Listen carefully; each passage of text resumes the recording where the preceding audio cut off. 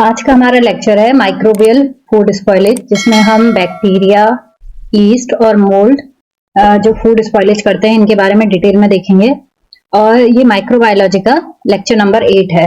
तो सबसे पहले हम देखते हैं कि फूड स्पॉइलेज होता क्या है। Food spoilage refer to the process by which food becomes unsuitable for consumption due to physical, chemical और biological changes.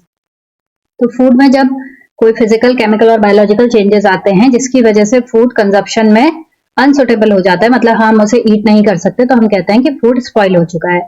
These changes can affect the food appearance, texture, smell, taste and nutritional value, making it undesirable और unsafe to eat. तो ये जो food है वो उसका appearance, texture, smell, test, उसकी nutritional value सब बहुत ही अनडिजायरेबल हो जाती है, मतलब बहुत खराब हो जाता है फूड, और ये बहुत ही अनसेफ है खाने के लिए। कॉजेस क्या है फूड स्पॉइलेज के? पहला है microbial growth. Bacteria, mould and yeast can grow on food and break down its components, producing foul odour, off flavour and sometimes harmful toxins. तो जो पहला तो माइक्रोबियल ग्रोथ है, जिसमें हम बैक्टीरिया, मोल्ड्स और ईस्ट पढ़ते हैं। तो ये तीन चीजें हैं, जो ये तीन माइक्रो ऑर्गेनिज्म हैं जो फूड को स्पॉइल करने में सबसे ज्यादा स्पॉइल करते हैं। ये फूड पे ग्रो हो जाते हैं और उसके कंपोनेंट्स को ब्रेक डाउन करके एक फाउल ओडर या एक ऑफ फ्लेवर जनरेट करते हैं, क्योंकि ये टॉक्सिन्स रिलीज करते हैं। सेकेंड है enzymatic activity. Natural enzymes in food continues to function after harvest, leading to change like browning in fruits and vegetable और softening of tissue। तो जब हम फूड को हार्वेस्ट कर लेते हैं, मतलब फूड को हम तोड़ लेते हैं, तब भी क्या होता है, उसके अंदर एंजाइमेटिक एक्टिविटी चलती रहती है, जिसकी वजह से फ्रूट जो है वो ब्राउन हो जाता है, उसका कलर चेंज हो जाता है, और फ्रूट या वेजिटेबल जिसकी भी आप बात करें, और उसके टिश्यू जो है वो सॉफ्ट हो जाते हैं। थर्ड है chemical reaction. Exposure to oxygen can cause oxidation, leading to rancidity in fats and oils and color change in meats। तो जब हम फूड को काफी टाइम ऑक्सीजन में एक्सपोजर कर देते हैं, उसका एक्सपोज कर देते हैं, तो उसमें ऑक्सीडेशन शुरू हो जाता है, जिसकी वजह से फैट और ऑयल्स में रेंसिडिटी हो जाती है। जो फूड का या जो मीट है उसका कलर चेंज करता है और उसे अनडिजायरेबल बना देता है। नेक्स्ट है आपका फिजिकल डैमेज। ब्रूशिंग, क्रशिंग और cutting food can expose the inner tissue of microbial contamination and enzymatic spoilage. तो जब आप फूड की कटिंग करते हैं, क्रशिंग करते हैं, तो उसकी वजह से भी फूड का एक्सपोजर हो जाता है, और जो इनर टिश्यूज है वो एक्सपोज हो जाते हैं, जिसकी वजह से उसमें माइक्रोबियल कंटामिनेशन स्टार्ट हो जाता है। फिफ्थ है इंसेक्ट और रोडेंट इन्फेस्टेशन। तो इंसेक्ट और रोडेंट भी क्या करते हैं, फूड को स्पॉइल करने में बहुत ज्यादा रोल प्ले करते हैं। तो हमने सिर्फ माइक्रोबियल स्पॉइलेज के बारे में पढ़ना है। तो ये है क्या? Microbial spoilage refer to the deterioration of food quality caused by the growth and metabolic activity of microorganisms such as bacteria, yeast and mold। तो जो माइक्रो स्पॉइलेज है वो सिर्फ बैक्टीरिया, ईस्ट और मोल्ड की वजह से होता है। इनकी मेटाबॉलिक एक्टिविटी हो जाती है फूड के ऊपर, ये ग्रो करते हैं उसमें फूड में, तो इसकी वजह से फूड की क्वालिटी का डिटेरियोरेशन हो जाता है। Although invisible to the naked eye, these microbes are widespread in the environment, including soil, water, air and even on human surfaces, and can easily contaminate food during handling, processing और storage। ये क्या है, naked eye से नहीं दिखाई देते हैं, पूरे एनवायरनमेंट में हर जगह आपको soil, water, air, even human surface पे मिलेंगे, तो इजीली ये क्या करते हैं, फूड को कंटामिनेट कर देते हैं। When conditions such as temperature, moisture and nutrient availability are favorable, these organisms multiply rapidly, leading to the breakdown of food component। तो जब जो आपका कंडीशन है वो बहुत ही फेवरेबल होते हैं, ठीक है, टेम्परेचर, मॉइस्चर और न्यूट्रिएंट अवेलेबिलिटी बिल्कुल उनके फेवर में होती है, तो क्या तो ये और ज्यादा तेजी से ग्रो करते हैं और फूड कंपोनेंट को ब्रेक डाउन करते हैं। Spoiled food often display unpleasant sensory changes such as of odour, sour और bitter flavour, discolouration, gas formation, slime and visible mould growth. जो स्पॉइल्ड फूड होता है वो एक अनप्लीजेंट स्मेल देता है, ऑफ ओडर होती है उसमें, और डिस्कलरेशन हो जाता है, गैस फॉर्मेशन होती है। Spoilage may result from direct microbial growth or from enzymatic reaction that degrade protein, fats and carbohydrate. तो जो स्पॉइलेज होता है वो प्रोटीन, फैट्स और कार्बोहाइड्रेट के डिग्रेडेशन की वजह से होता है, जिससे उसमें एक फॉल, स्मेल ऑफ ओडर और डिस्कलरेशन, गैस फॉर्मेशन, ये सब जो होता है वो प्रोटीन, फैट और कार्बोहाइड्रेट के डिग्रेडेशन की वजह से होता है। अब है classification based on rate of spoilage. तो फूड को क्लासिफाई किया गया है कि वो कितनी जल्दी वो स्पॉइल हो जाता है। तो 3 कैटेगरी में डिवाइड किया गया है। एक है हाईली पेरिशेबल, सेमी पेरिशेबल और स्टेबल या नॉन पेरिशेबल फूड। तो जो हाईली पेरिशेबल फूड है, these foods have high moisture content and rich in nutrients making them ideal for microbial growth. तो जो हाईली पेरिशेबल फूड होता है उसमें मॉइस्चर कंटेंट बहुत ज्यादा होता है, न्यूट्रिएंट रिच होता है और ये माइक्रोबियल ग्रोथ के लिए बिल्कुल आइडियल है। They spoil very quickly unless stored under control condition. अगर इसे कंट्रोल कंडीशन में स्टोर नहीं किया जाए तो ये तुरंत ही स्पॉइल हो जाता है। इसका एग्जाम्पल है meat, fish, poultry, eggs, milk, fresh fruit and vegetables. Second है सेमी पेरिशेबल फूड। पेरिशेबल मतलब खराब होना। These foods have moderate shelf life and can remain unspoiled for a certain period if stored properly. अगर इसे properly stored किया जाएगा तो इसकी shelf life थोड़ी सी बढ़ जाती है, spoil होने में थोड़ा समय लगाता है। However, they are still prone to spoilage under poor storage condition. अगर poor storage condition होगी तो ये भी तुरंत ही spoil हो जाएगा। Example है इसका potatoes, some varieties of apples, nutmeats जैसे वॉलनट, आलमंड्स। थर्ड कैटेगरी है स्टेबल और non perishable food. These items have very low moisture content and are generally resistant to microbial spoilage under normal condition. तो ये जो food है इसमें बहुत ही लो moisture content होता है और माइक्रोबियल स्पॉइलेज या माइक्रोबियल ग्रोथ को रेजिस्ट कर सकता है। They can be stored for extended periods without significant quality loss. तो बहुत लंबे समय तक के लिए भी आप इसे स्टोर कर सकते हैं। इसका एग्जांपल है sugar, flour, dry beans, pasta, cereals and grains.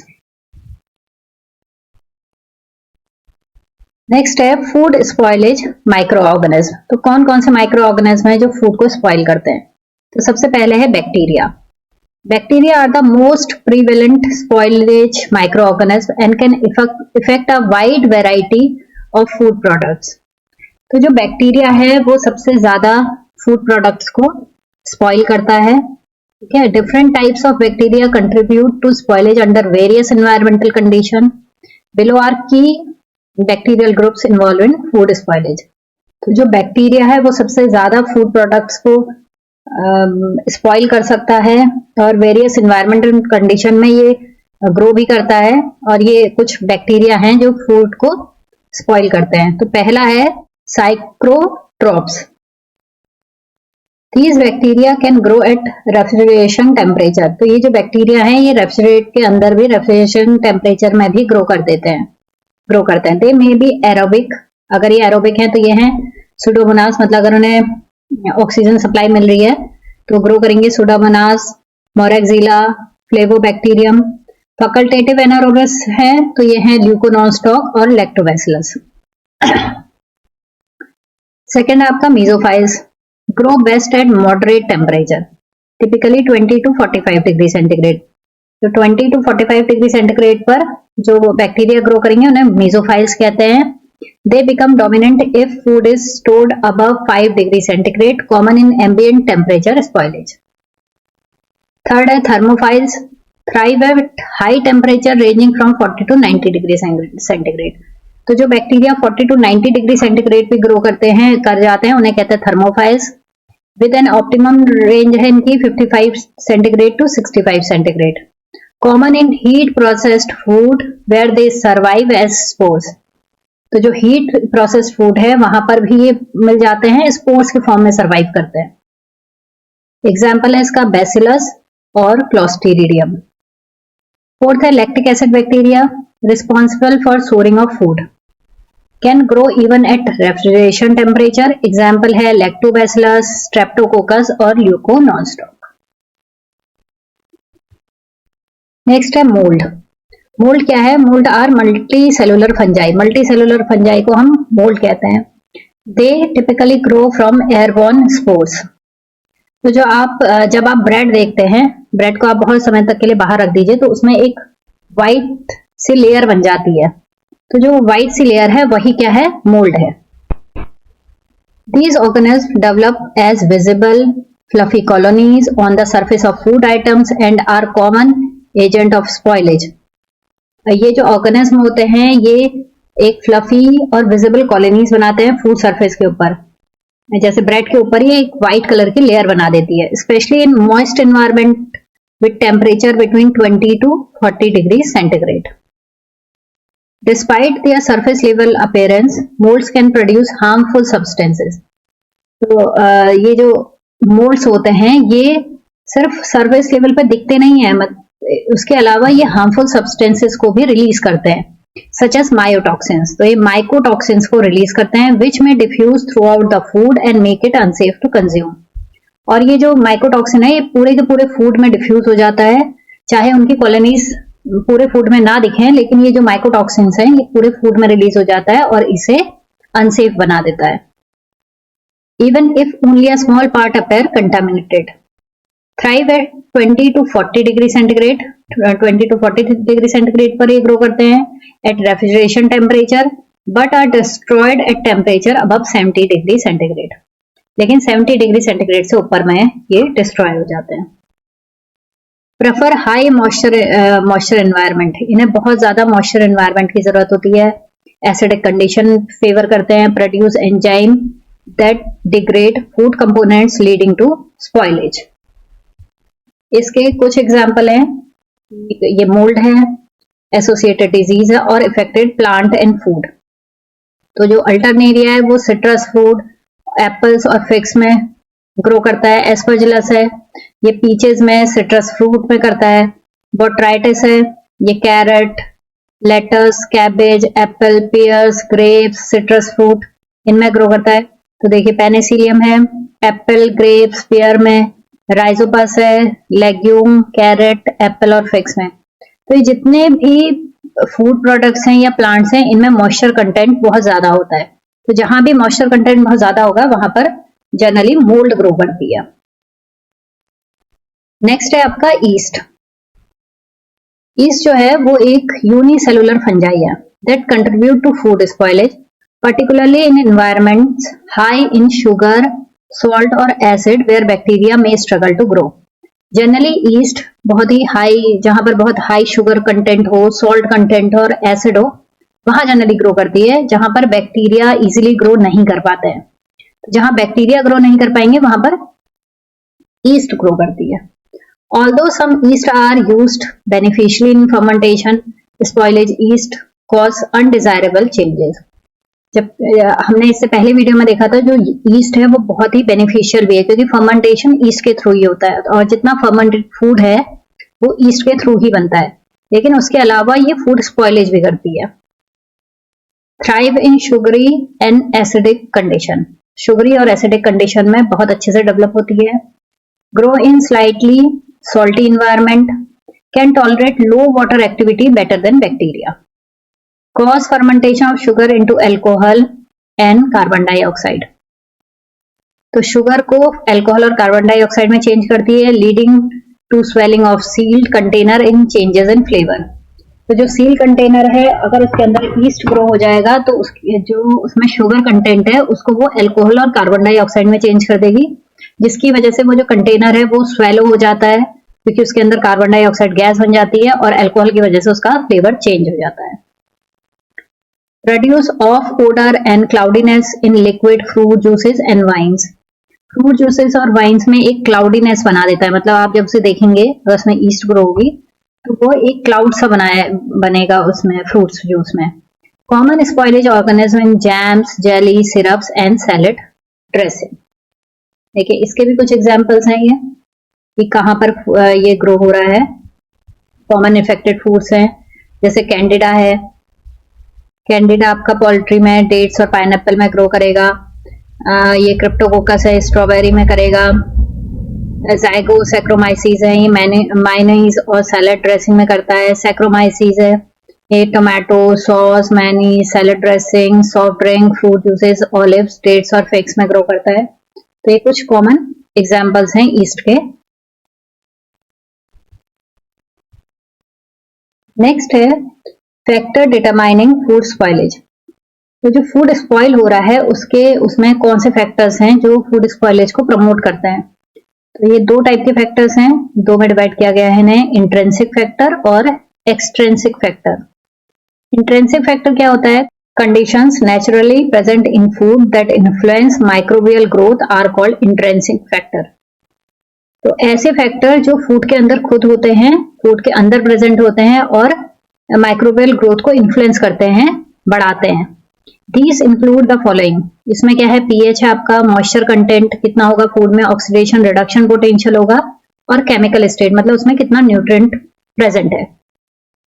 Extrinsic factor जो होते हैं वो होते हैं environmental condition surrounding the food, food storage and packaging are extrinsic factors influencing microbial growth and food spoilage. तो जो इन्वायरमेंटल कंडीशन है, जब हम उस फूड को स्टोर कर रहे हैं या पैकेज कर रहे हैं, तो उस समय जो सराउंडिंग कंडीशन है उसकी, वो होता है एक्सट्रिंसिक फैक्टर। ये है आपको ऑक्सीजन, टेम्परेचर और एटमॉस्फेयर।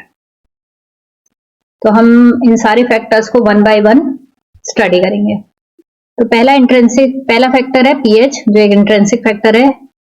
इसमें देखिए माइक्रो ऑर्गेनिज्म जैसे gram positive bacteria, gram negative, east और मोल्ड। हमने बैक्टीरिया को ग्राम पॉजिटिव और ग्राम नेगेटिव में डिफरेंशिएट कर दिया है, इसे जनरली हम बैक्टीरिया भी लिख सकते हैं। इसमें क्या है? ग्राम पॉजिटिव बैक्टीरिया या ये जितने भी बैक्टीरिया है 4 to 4.5 मिनिमम पीएच, इतना पीएच होगा तो ग्रो कर जाएंगे। इसका रेंज है 4 to 9, ठीक है। अगर एसिडिक में, एल्कलाइन में वो 9 तक भी पहुंचेगा। 7 जो होता है वो न्यूट्रल कंडीशन होती है, 7 से ऊपर एल्कलाइन और 7 से नीचे एसिडिक। तो 4 का मतलब है कि 4 अगर इसका पीएच होगा, एसिडिक होगा, तब ये ग्रो कर जाएंगे, और 9 ऊपर एल्कलाइन 9 तक भी ये ग्रो कर सकते हैं। ईस्ट जो होते हैं वो इससे नीचे के पीएच में भी ग्रो कर जाते हैं। अगर और एसिडिक है कंडीशन 2.0, उसमें ग्रो कर जाएंगे। जो मोल्स होते हैं वो सबसे ज्यादा एसिडिक कंडीशन में ग्रो करते हैं। तो जितने भी अचार हैं, ठीक है, जो पिकल्स और जितने भी एसिडिक कंडीशन वाली चीजें हैं, जैसे आपका जेलीज, ये सब में मोल्स ग्रो करता है। सबसे पहले क्या ग्रो होता है? मोल्स ग्रो होता है, क्योंकि वो बहुत एसिडिक कंडीशन में भी ग्रो हो जाता है।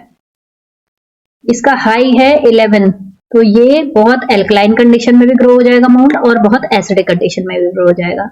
ईस्ट का है 2 से लेकर 9 तक। तो सबसे ज्यादा जो फूड स्पॉइलेज करता है, चाहे आप उसे एसिडिक कंडीशन में रखिए चाहे एल्कलाइन कंडीशन में रखिए, तो मोल्ड है जो सबसे ज्यादा फूड को डिस्ट्रॉय करता है, स्पॉइल करता है। वो हर कंडीशन में ग्रो हो जाता है। जो माइक्रो ऑर्गेनिज्म एसिड कंडीशन में ग्रो करते हैं उन्हें एसिडोफाइल कहते हैं, जो बेसिक में ग्रो कर जाते हैं उन्हें बेसोफाइल कहते हैं, और जो न्यूट्रल कंडीशन में ग्रो करते हैं उन्हें न्यूट्रोफाइल्स कहते हैं। नेक्स्ट है आपका moisture content. Microbial water requirement are expressed as water activity. तो जो माइक्रोब्स हैं उन्हें ग्रो करने के लिए एक वाटर रिक्वायरमेंट की जरूरत होती है, जिसे हम वाटर एक्टिविटी कहते हैं। Each micro organism has a specific minimum and optimum AW need for grow. तो ग्रो करने के लिए एक मिनिमम और ऑप्टिमल AW की जरूरत होती है। AW मतलब वाटर क्वालिटी, वाटर एक्टिविटी। तो जो मैक्सिमम वैल्यू है AW की 1 होती है और प्योर वाटर की 1 होती है। मतलब मैक्सिमम किसकी है? प्योर वाटर की AW है। रेंज जो है माइक्रो ऑर्गेनिज्म का, किस रेंज की AW होनी चाहिए जिसकी वजह से माइक्रो ग्रो कर जाए। जैसे बैक्टीरिया में चाहिए 0.9, ईस्ट में चाहिए 0.85 और मोल्ड में 0.6। तो देखिए एग्जाम्पल है इसके कुछ, जैसे शुगर, सॉल्ट और सिरल्स हैं, इनका AW होता है 0.1 से 0.2। तो देखिए कोई भी ना बैक्टीरिया का इतना है, ना ईस्ट का, ना मोल्ड का। तो ये बहुत लॉन्ग समय तक बिना इफेक्ट किए, बिना इसमें माइक्रोबियल ग्रोथ हुए, ये बहुत लंबे समय तक स्टोर की जा सकती है, क्योंकि इनका AW क्या है? बहुत नीचे है, और कोई भी जो माइक्रो ऑर्गेनिज्म है उसका AW इतना नहीं है। चॉकलेट है, चॉकलेट का 0.6 है। 0.6 किसका है? देखिए 0.6 है मोल्ड का, तो चॉकलेट में हमेशा मोल्ड ग्रो करेगी। जैम और जेली का है 0.6 से 0.85, तो 0.6 है मोल्ड का, 0.85 है ईस्ट का। तो इसमें ईस्ट और मोल्ड दोनों, इसको जो इन्फेक्ट करेगा वो ईस्ट और मोल्ड है, इसे बैक्टीरिया इन्फेक्ट नहीं कर पाएगा। ठीक है, चॉकलेट को भी बैक्टीरिया इन्फेक्ट नहीं कर सकता, ना ईस्ट इन्फेक्ट कर सकती है। मिल्क जो है उसका 0.85 से 0.93 है, इसमें है ईस्ट और बैक्टीरिया। तो 0.85 और 0.93 ये ईस्ट और बैक्टीरिया का है, तो मिल्क में कभी भी मोल्ड ग्रो नहीं करेगी। टोमेटो सॉस और जूसेस का है 0.93 से 0.98, तो ये बैक्टीरिया का है, तो इनमें मोल्ड और ईस्ट ग्रो नहीं करेगी। हनी जो है उसका 0.6 से नीचे होता है, ठीक है, नो इफेक्टेड ऑफ माइक्रोब्स, तो इसमें कोई भी माइक्रोब्स इफेक्ट नहीं कर सकता है, इसे बहुत लंबे समय तक आराम से ये स्टोर हो जाता है, इसमें कभी भी माइक्रोब्स ग्रो नहीं कर पाते। वैसे जो प्योर वाटर है उसका AW1 है, तो इसमें कोई भी ईस्ट बैक्टीरिया, कोई भी माइक्रो ऑर्गेनिज्म प्योर वाटर में भी ग्रो नहीं कर पाता है। नेक्स्ट है रिडॉक्स पोटेंशियल, इसे EH से डिनोट करते हैं, इसकी यूनिट है मिली वोल्ट MV। तो रिडॉक्स क्या होता है? जिसमें रिडक्शन और ऑक्सीडेशन दोनों रिएक्शन एक साथ चलती हैं, इसका एग्जाम्पल है फोटोसिंथेसिस। तो जो फूड आइटम्स होते हैं वो भी, हर फूड आइटम एक्सहिबिट आ रिडॉक्स पोटेंशियल, हर फूड आइटम के अंदर एक रिडॉक्स पोटेंशियल होता है, क्योंकि जो ऑक्सीजन का इंटेक है या ऑक्सीजन को ऑब्जॉर्व करता है कोई फूड, या CO2 को ऑब्जॉर्व करता है या CO2 को रिलीज करता है या ऑक्सीजन को रिलीज करता है, ये सिर्फ तभी हो सकता है जब उसके अंदर रिडॉक्स पोटेंशियल हो। When oxygen is absorb by food, bread, जैसे ब्रेड में वो ऑक्सीजन को एब्जॉर्ब करती है, ऑक्सीडेशन होता है, इसी में ही रिडक्शन भी होगा। तो ये ऑक्सीडेशन तभी हो सकता है जब फूड के अंदर कोई रिडॉक्स पोटेंशियल हो, बिना रिडॉक्स पोटेंशियल हुए ऑक्सीडेशन नहीं हो सकती है। इसका एग्जाम्पल है सुडोमोनास, जैसे ही वो ऑक्सीजन इंटेक करेगा, ऑक्सीजन को अपने अंदर लेगा, तो उसमें हमारा सुडोमोनास ग्रो होगा। ठीक है, इस कंडीशन में सुडोमोनास ग्रो होता है। अब E पॉजिटिव क्या है कि रिडॉक्स पोटेंशियल अगर पॉजिटिव होगा तो एरोबिक बैक्टीरिया ग्रो करेंगे, जैसे सुडोमोनास और बैसिलस। अगर E नेगेटिव होगा, मतलब रिडॉक्स पोटेंशियल नेगेटिव होगा, तो एनारोबिक बैक्टीरिया ग्रो करेंगे, जैसे क्लोस्ट्रीडियम स्पीसीज। तो इसमें हम फूड को प्रिवेंट कैसे करते हैं, फूड स्पॉइलेज को? इसको हम या तो रेफ्रिजरेट करें या फिर वैक्यूम पैकेजिंग यूज करें। नेक्स्ट है nutrient based microbial growth in food, इसे केमिकल कंटेंट भी कह सकते हैं फूड का। तो न्यूट्रिएंट क्या है? पहला है कार्बोहाइड्रेट, मेनली कार्बोहाइड्रेट प्रेजेंट रहता है। सबसे ज्यादा जो प्रेजेंट है वो मोनोसैकेराइड है, ग्लूकोज। इसमें सारे readily used by most bacteria, हर बैक्टीरिया इसको यूज करता है, तो जहां भी मोनोसैकेराइड होगा वहां पर बैक्टीरिया जरूर ग्रो करेगा। ऑलिगोसैकेराइड जो होता है, लैक्टोज कहते हैं, utilize by bacteria like lactobacillus. Polysaccharide require specific enzyme for breakdown. अब प्रोटीन जो है, प्रोटीन का क्या है? Breakdown by proteolytic bacteria such as pseudomonas. तो ऐसे बैक्टीरिया जो प्रोटीन को ब्रेक डाउन करते हैं उन्हें प्रोटियोलाइटिक बैक्टीरिया कहते हैं, उसका एग्जाम्पल है सुडोमोनास। उसी तरीके से फैट है degraded by lipolytic fat breaking bacteria. तो जो बैक्टीरिया फैट को डिग्रेड करते हैं उसे हम लिपोलाइटिक बैक्टीरिया कहते हैं, इसका एग्जाम्पल भी है सुडोमोनास। ठीक है, एरोबिक टाइप है, एरोबिक कंडीशन में सुडोमोनास ही लिपिड को भी ब्रेक डाउन करता है। फूड टाइप्स एंड माइक्रोब्स हैं, जैसे fruits and vegetable support east, mould and sugar fermenting bacteria. जो जनरली फ्रूट और वेजिटेबल हैं जिसमें क्या है आपका कार्बोहाइड्रेट प्रेजेंट है बहुत ज्यादा, उसमें yeast, mould and sugar fermenting bacteria लगेंगे। मीट्स जो है वो favour protein and fat degrading microbes उसमें लगेंगे। स्टार्ची फूड में होस्ट स्टार्च डाइजेस्टिंग बैक्टीरिया और मोल्ड इसमें ग्रो करेंगे। नेक्स्ट है extrinsic factor effecting on microbial growth in food. तो बताया था मैंने आपको कि एक्सट्रिंसिक फैक्टर क्या है, कि जो इन्वायरमेंट या सराउंडिंग में जो चीजें हैं वो किस तरीके से इफेक्ट करती हैं फूड को। जैसे ऑक्सीजन है, ऑक्सीजन अवेलेबिलिटी। वैक्यूम सील्ड और canned food limit oxygen preventing the growth of aerobic microbes. तो जब फूड को हम वैक्यूम सील कर देते हैं या कैनिंग कर देते हैं उसकी, तो उसमें ऑक्सीजन की क्वांटिटी लिमिट हो जाती है और उसमें एरोबिक माइक्रोब्स ग्रो नहीं कर पाते हैं। However anaerobic like clostridium botulinum can thrive in improper sealed environment producing dangerous toxin. तो उसमें एनारोबिक बैक्टीरिया जो क्लोस्ट्रीडियम है वो ग्रो करेगा। अगर हमें उसे इनप्रॉपर सील्ड किया है, इन्वायरमेंट हमारा सही नहीं है, उसमें क्लोस्ट्रीडियम प्रेजेंट है, तो क्लोस्ट्रीडियम उस पैकेजिंग फूड के अंदर चला जाएगा और वहां पर डेंजरस टॉक्सिन्स को रिलीज करेगा, उसमें ग्रो कर जाएगा। टेम्परेचर जो है, और micro organism grow across a wide temperature range -10 to 80 degree centigrade. मैंने बताया था अभी मीजोफाइल्स होते हैं जो 20 to 45 डिग्री सेंटीग्रेड पर ग्रो कर जाते हैं। Most pathogens fall in this category. तो सबसे जो कंडीशन हमारे पास रहती है वो 20 to 45 डिग्री सेंटीग्रेड की रहती है, तो इसमें मीजोफाइल्स ग्रो कर सकते हैं। साइक्रोट्रॉप्स जो हैं वो -5 to 35 डिग्री सेंटीग्रेड पर ग्रो कर देते हैं। ये मतलब रेफ्रिजरेशन टेम्परेचर पर भी ग्रो कर देते हैं। इसमें इंक्लूडेड लिस्टीरिया। थर्मोफाइल्स जो हैं 40 to 80 डिग्री सेंटीग्रेड पर ग्रो करते हैं। इसमें हमें बैसिलस और क्लोस्ट्रीडियम स्पीसीज मिल जाएंगी। फ्रीजिंग टेम्परेचर -18 पर भी ग्रो हो जाते हैं, जबकि इसमें inhibit most microbes specially gram negative ones, though some like salmonella can survive. Salmonella इसमें सर्वाइव कर जाता है, ठीक है, जबकि इसमें ग्राम नेगेटिव ग्रो नहीं करते हैं, लेकिन फ्रीजिंग टेम्परेचर पर भी कुछ बैक्टीरिया हैं जो ग्रो कर जाते हैं, जैसे साल्मोनेला। एटमॉस्फेरिक कंडीशन जो है, मॉडिफाइड एटमॉस्फेरिक पैकेजिंग MAP, ये हमने फूड स्टोरेज में पढ़ा था। ये आजकल जो रिसेंट फूड पैकेजिंग टेक्निक है उसमें MAP भी आता है। Which reduce oxygen and increase CO2, वहां पर वो ऑक्सीजन को डिक्रीज कर देता है और CO2 को इंक्रीज करता है। Inhibit aerobic microbes and moulds. MAP can be applied actively, vacuum ceiling और ऑक्सीजन एब्जॉर्बर। तो अब जो पैकेजिंग हो रही है वो MAP के थ्रू हो रही है, microbial respiration inside sealed packaging. तो इसमें माइक्रोबियल रेस्पिरेशन हो ही नहीं पाती है सील्ड, अगर हमने पैकेज को सील कर दिया तो MAP के थ्रू। तो कुछ फूड बैक्टीरिया हैं जो फूड स्पॉइलेज करते हैं, जैसे ब्रेड में अगर रोपीनेस दिख रही है आपको तो बैसिलस ने ग्रो कर दिया है। फ्रेश मीट का अगर प्यूट्रिफिकेशन हो गया है तो एल्केलिजन्स, क्लोस्ट्रीडियम, प्रोटियोस, सुडोमोनास, ये सब ग्रो कर रहे हैं। कर्ड मीट है, उसमें सोरिंग हो गई तो सुडोमोनास और माइक्रोकोकस उसमें ग्रे का ग्रो कर रहे हैं। पोल्ट्री में अगर स्लाइम बन रहा है, ओडर, गंदी सी ओडर आ रही है, तो एल्केलिजन्स और सुडोमोनास उसमें ग्रो हो गए हैं।